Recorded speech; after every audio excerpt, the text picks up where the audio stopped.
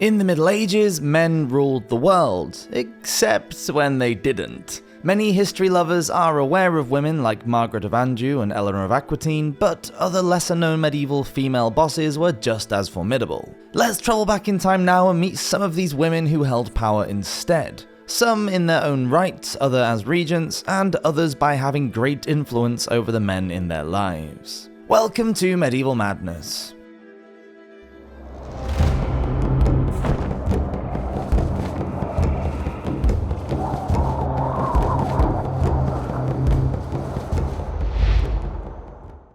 Theodora. Born into the Byzantine Empire around 490, Theodora's father trained bears at the Hippodrome in Constantinople. It's thought that she worked as an actress and in a brothel. Sexual promiscuity has been ascribed to many female performers of the time, so this may not be true. Justinian wanted to marry her, but as a senator was banned from getting hitched to an actress. Theodora also had an illegitimate daughter. Despite the scandal, the law was changed and the couple were married. Justinian was crowned Eastern Roman Emperor in 527 and Theodora became Empress. According to the Greek scholar and historian Procopius, Justinian called Theodora his, quote, partner in his deliberations, and she aided her husband in his plans, decisions, and political strategies. Her opinion held great weight with the emperor and she participated in state councils. During the Nika riots in 532, it was Theodora who convinced her husband and the court not to flee when she gave a rousing speech that motivated the men to go on the offensive instead. Following the rebellion, which destroyed many buildings and the deaths of approximately 80,000 civilians and rebels, Justinian and Theodora ordered a rebuilding program for Constantinople with aqueducts, bridges, and over 25 churches, including the famous Hagia Sophia. Theodora arranged influential marriages for members of her family and was involved in helping underprivileged women. She even created a convent for prostitutes and paid their owners for the women's freedom. Empress Suiko of Japan. Suiko was born in 593, the daughter of Emperor Kimai. When she was 18, she was married to her half-brother when he became emperor, and she became his official consort. They had 8 children together. In the Chronicles of Japan, she was described as a surpassingly graceful woman. After her husband died, his brother Emperor Yomi took the throne but died within 2 years. Then came brother number 3, but he was assassinated. With no brothers left, it was down to Suiko, and she became the first woman in history of Japan and East Asia to be enthroned as an empress. In a shrewd move, she appointed her nephew to rule alongside her, and they administered state affairs jointly. Suiko then sent a diplomatic mission to China and brought their advanced culture and political reform to her country. She promoted the Buddhist religion and had temples and monasteries built. Empress Suiko died in 628 at the age of 75. Her reign was remembered as a long and stable one that introduced foreign culture, was progressive, and brought increased prosperity to Japan.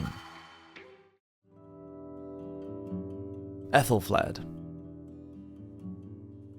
As the daughter of the king of the Anglo-Saxons, Alfred the Great, Aethelflaed was born in 870 into a kingdom on the edge of ruin. The Viking invasion of England was at its height and most of the country was under Danish rule. When Aethelflaed was just 8 years old, the royal family spent the winter hiding in the Somerset marshes, but Alfred came back to win a decisive victory against the great heathen army at the Battle of Edington. At the age of 16, Aethelflaed was married to the much older Ethelred, the Lord of Mercia. It's thought that Ethelred died around 911, and it was then that Aethelflaed was accepted by the nobles as sole ruler. She never remarried, probably because a new husband would have control over her and her territories. At the time, a celibate woman was considered more masculine, and she would have been held in higher regard. Aethelflaed sent her army to seize the town of Shrewsbury in Leicestershire. The Viking army retaliated, but was repelled. In the following years, her Mercian army defeated both the Welsh and the Viking raiders. The Irish Chronicles states that her fame spread in all directions and through her own cleverness made peace with the people of Alba and the Britons.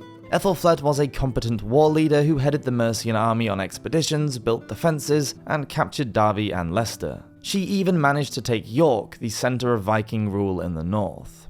In what has been described as one of the most unique events in early modern history, Aethelflaed of York, Lady of the Mercians, succeeded as the only female ruler of an Anglo-Saxon kingdom. In the 12th century, Henry of Huntingdon described her as a queen by title, but in deeds a king. Matilda of Scotland.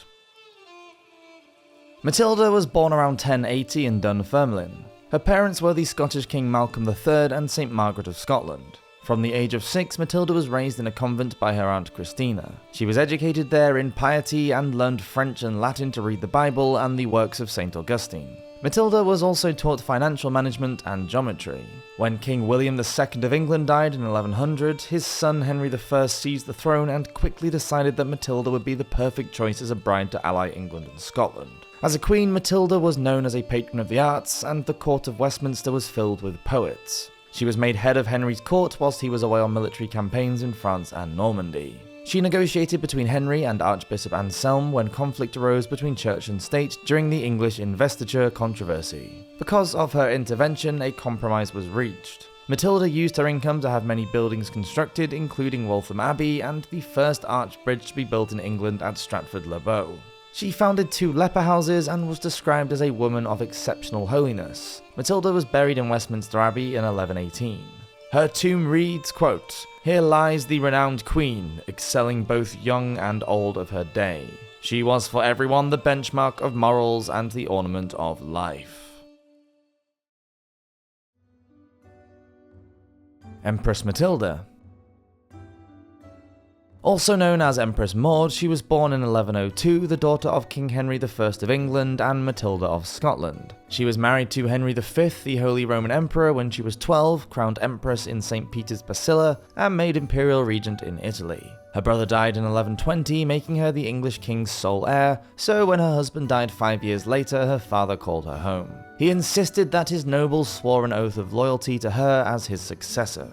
But when Henry died, her cousin Stephen of Blois took the throne instead, with the backing of the church. Now, many of Henry's previous supporters switched sides to back Stephen as a male king, and a 19-year civil war known as the Anarchy began. Noblemen switched sides whenever they felt either Matilda or Stephen was winning, castles were taken, and lands were lost. Then in 1141, Matilda defeated and captured Stephen at the Battle of Lincoln, and she finally controlled the country and prepared for her coronation. But the people opposed her reign, and when her half-brother Robert Earl of Gloucester was captured, Matilda had to agree to an exchange for Stephen, so he was released and crowned King of England in 1141. After holding up at Devizes Castle for several more years of war, Matilda finally gave in and escaped to her husband and son in France. She worked hard to negotiate with Stephen for her son's succession to the English throne, and he was crowned King Henry II in 1154. Aethelflaed. Often referred to by the modern name Elfrida, she was born around 945 in Devon, England. Elfrida was married to Edgar, King of the English, around the year 964. Contemporary records show that Elfrida was gifted lands from her new husband, an honour that was not bestowed on his previous 2 spouses. Elfrida was also the first wife of an English king to be crowned and anointed, and referred to as queen. She had great influence and power and was given the role of protector of religion and nunneries. She also played the part of a mediator for women in at least 6 legal cases. The couple had 2 sons, but only one, Aethelred, survived infancy. When Edgar died suddenly in 975, his death resulted in a struggle for the throne between Edgar's eldest son Edward from a previous marriage and Elfrida's son, his half-brother Aethelred. It is a testament to the temerity and authority of Elfrida that she was able to gain supporters to her cause for Ethelred's succession. Edward was almost a man, and Ethelred was still only about 6 years old. The crown should automatically go to the eldest son anyway, in the absence of Edgar having a brother. Despite Elfrida's campaign, Edward was crowned king. However, he was not king for long. 3 years into his reign, he was killed by supporters of Elfrida and Aethelred. It's difficult to know if Elfrida was behind the assassination or if a zealous supporter got carried away, as in the case of Thomas A. Becket. Nevertheless, Ethelred, who was still only a boy, was crowned King of the English with Elfrida, the mother of a king, as Queen Regent. Upon the marriage of her son, she was tasked with the important job of raising her grandchildren, the heirs to the throne. Elfrida died around the end of the first millennium. As was the case with many powerful women in the Middle Ages, Elfrida was later accused of witchcraft.